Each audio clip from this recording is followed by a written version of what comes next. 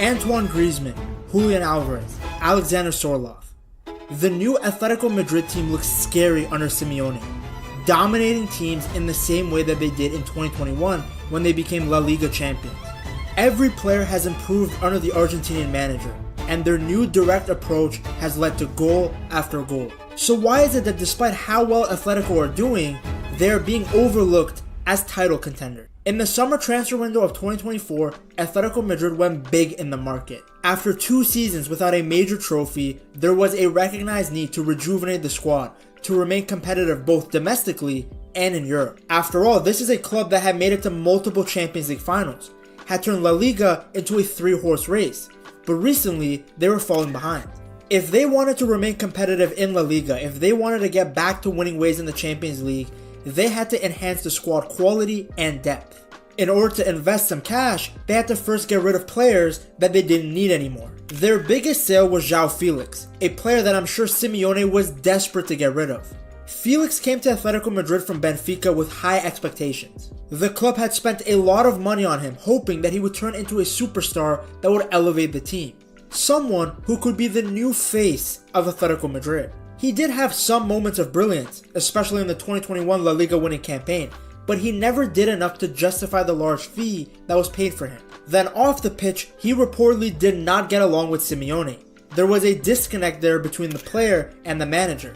Kinda makes sense when you think about it. Diego Simeone loves players who work hard, are aggressive, and run for the entire 90 minutes. Felix isn't really that type of player. He's more about the elegance, about the aesthetics, about looking good on the attacking end, but defensively, he is not a Diego Simeone or even Atletico Madrid type player.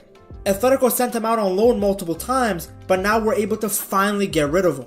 Even though it came as a massive financial loss, it gave Atletico some flexibility to bring in new players. To further balance the finances, Samu was sold along with Soyuncu, Depay, Morata, and Savic. With more money in their pockets, Atletico went on a spending spree that was unprecedented. They spent more in one summer than a bunch of the previous summers put together.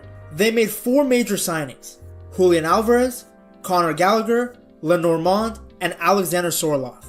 Julian Alvarez was Atletico's first big money signing since the Joao Felix deal. They spent an initial 75 million euros that can rise to 95 million with add-ons. Following the exit of Felix and Morata, it was obvious that Griezmann needed help, and who better to get than a young Argentinian striker that has won everywhere he has played. It wasn't that long ago that Alvarez helped Argentina become world champions. 4 goals in the most prestigious tournament in world football, 2 of them coming in the semi-finals against Croatia.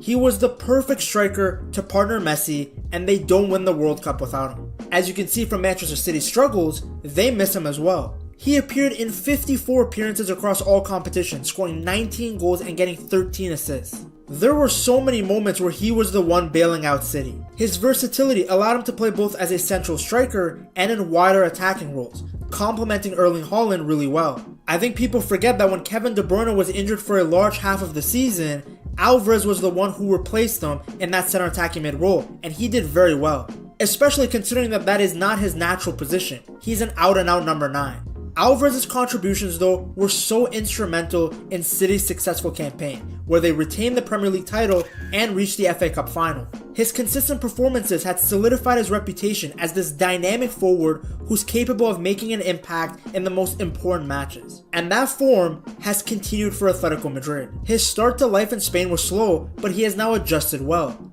He scored twice against Sparta Prague in the Champions League, got a goal and assist against Real Valladolid, and then got the winner against Mallorca. Alvarez's adaptability across various different positions make him an ideal fit for Simeone's tactical plans. He has been mainly used up front, but there have been games where he has been used on the wing. Alvarez is basically Simeone's dream striker, a player who is clinical and a constant threat in the final third, but is also relentless at pressing and defending. He embodies the high-intensity style that has become such a staple at Atletico. His synergy with Griezmann is also fantastic. Their on-field chemistry has been pivotal, with Alvarez's movement and creativity really complementing Griezmann's playmaking abilities. It's not a surprise that the two have elevated Atletico Madrid's attack. Alvarez's integration into the team has been seamless, with his performances playing a crucial role in why Atletico has been so good this season. His blend of skill, versatility, and determination aligns perfectly with the club's goals. It's what makes him such a valuable asset as Atletico pushes to become both La Liga and Champions League winners. Alvarez wasn't the only signing made to improve the team. Sorloth was also signed, this time from Villarreal. The tall Norwegian striker was brought in to offer a different profile in attack. Standing at 1.95 meters, his height and heading ability make him an aerial threat. Now Atletico have a direct target that they can spam crosses to. He is also strong, so he can hold up play for the likes of Griezmann and Alvarez to play off of him. And of course, he is a great finisher. Just go and look at his winner against Getafe. Simeone mainly sticks with a 4-4-2 with Griezmann and Alvarez up front, but Sorloth, he's like his wild card. He throws him up front to create havoc and to make the attack more unpredictable. With the attack bolstered, Atletico also spent money on improving their midfield and defense. Gallagher was a surprise signing since it's very rare for English players to come to Spain, but he is the perfect Simeone player. Unlimited work rate, versatile, aggressive. He can play on the wing, he can play down the middle. Gallagher scored his first goal for the club in a 3-0 win over Valencia, a nice composed finish. He continued his goal-scoring form by scoring in consecutive league matches, a feat he hadn't achieved during his tenure at Chelsea. He's been a great addition to the club. He offers a little bit of everything, from goal scoring to pressing to duel winning. I would say it was a win-win transfer. I don't think he would have gotten much playing time in Maresca's system, but he's perfect for what Diego Simeone is trying to do at Atletico. Then in defense, Lenormand had offered some stability until the unfortunate injury he suffered against Real Madrid. Now of course, on top of the new signings, Atletico's established players have also been playing really well. They have been pivotal to why the club is in the title race right now. All the talk was about Mbappe and Real Madrid and the new look Barca under Hansi Flick, but Atletico Madrid are right there in the title race. A big reason for that is Antoine Griezmann. Griezmann continues to remind people that he might be the most underrated player in the last decade. A player who is not only able to score, but create for others. His vision and precise passing are so important in Atletico's attack. Just look at his performance in Atletico's 4-3 comeback win against Sevilla. There is a reason he is considered the greatest Atletico Madrid player of all time. He is an absolute legend.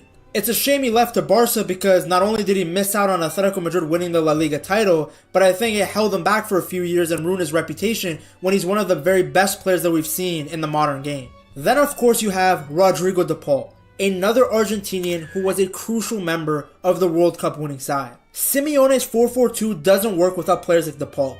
He is both aggressive in winning the ball back and ruthless with the ball at his feet. He's always finding the right passes, linking the defense to the attack. Look at his assist to Sorloth against Alvarez. In typical Simeone fashion, de Paul is another player that seemingly has 3 lungs, pressing and battling for 90 minutes. He's the exact type of player that you would love on your own team, but you hate playing against. Another player that shares that quality is Simeone's own son, Julian, who scored in a 2-0 win over Las Palmas. Simeone though has repeated time and time again that he sees him as just another player. He isn't playing just because he's his son. Jimenez has been rock solid at the back with Lenglet. Now to be honest, Jimenez has always been a fantastic center back. The only issue with him has been his inability to stay injury free. He is a leader and a warrior, the perfect center back for any team, but especially a Simeone side. Atletico Madrid have all the ingredients needed to make a push to win La Liga. They have more quality than before with a nice mix of youth and experienced players. There are aggressive and hardworking players, but also players with elegance and skill. Simeone has built an army and we have to see what they can achieve. If you enjoyed this video, I'm sure you'll love this one as well. Check it out right here.